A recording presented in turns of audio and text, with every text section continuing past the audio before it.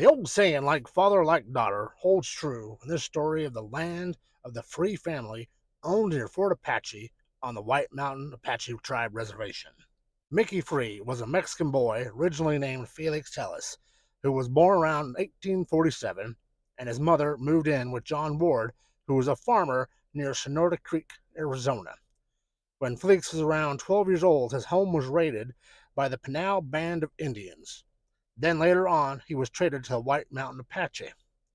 Then in 1872, Felix joined the famous U.S. Army Apache Scouts, and within 2 years was promoted to the rank of sergeant. After Mickey retired from the Apache Scouts in 1906, with a 35-year career, that acquired him over 20 plots of land ranging from 5 to 160 acres as a reward and payment. Mickey assumed his land would be perpetual, meaning his life for life. He would hand out parts of his land to friends and family along the years. He married Juana, a pure Pinal Indian girl, and they would have 2 kids together, Willie in June of 1882 and Fanny in July of 1889. Mickey's wife would catch the fever, otherwise known as tuberculosis, and pass away in 1891.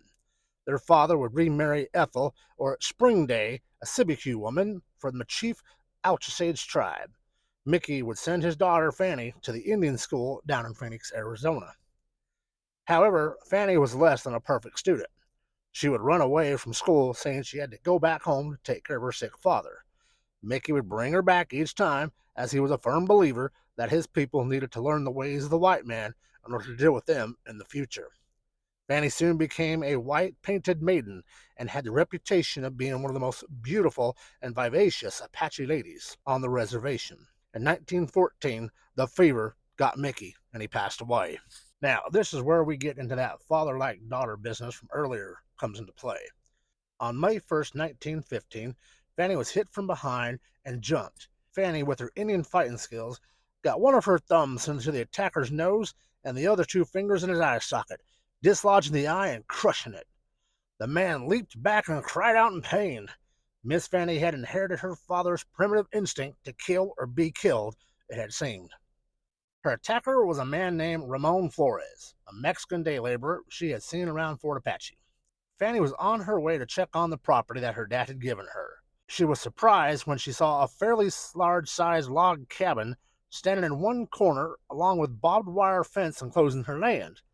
An irrigation ditch also ran along the fence line, and the whole field had just been plowed and fresh alfalfa seed laid down. As she approached the cabin, a man emerged, stared at her, and shouted out in Spanish, "What are you looking for?" Fanny, being like her father and brother, was trilingual, and snapped back in Spanish, "This is my land. I did not give you permission to live on it. Get off! Be gone by sundown." The elderly Mexican man yelled back, "I will tell Ramon. He is my son. He has gone to the agency to get supplies." Fanny continued the yelling match with, "He will not be back. I left him flat on his back in the pine trees. Take what is left of him and go." The next morning, Fanny went to check on the cabin, and sure enough, the cabin was empty.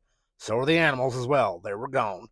She gathered up some dry brush and pine cones and lit the cabin on fire. She returned to her neat home back in Canyon Day near the schoolhouse where she was a teacher. She felt her troubles were over.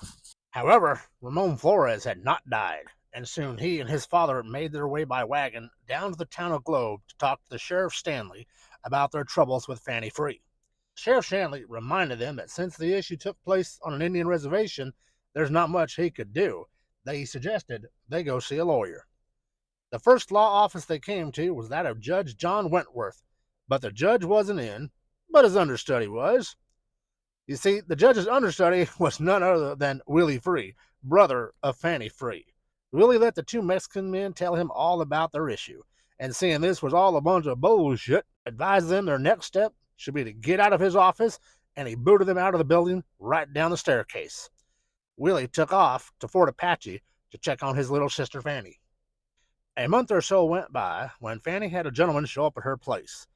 This man said he was the son of 2 migrant parents who worked at Fort Apache as laborers in construction. He grew up around here and became a top student at the Indian school and adopted the American name of Preston Sims. He was now the leader of the Mexican settlement on the reservation, enjoying all the privileges according to the Apache Indians.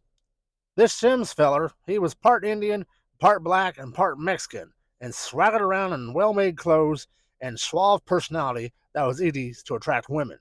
Once Fanny realized what was going on, she got to yelling again and told him to get on out of town. Sims fired back with it. You get out.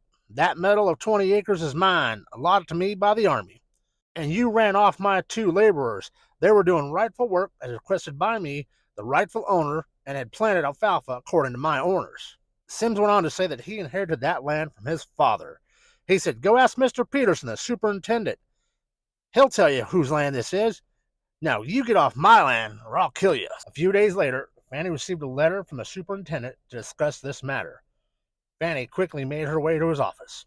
You see, the superintendent, William Peterson, was a good friend of her daddy, Mickey Free, and he had promised Mickey he would look over Fanny in the event she got into trouble after Mickey's death.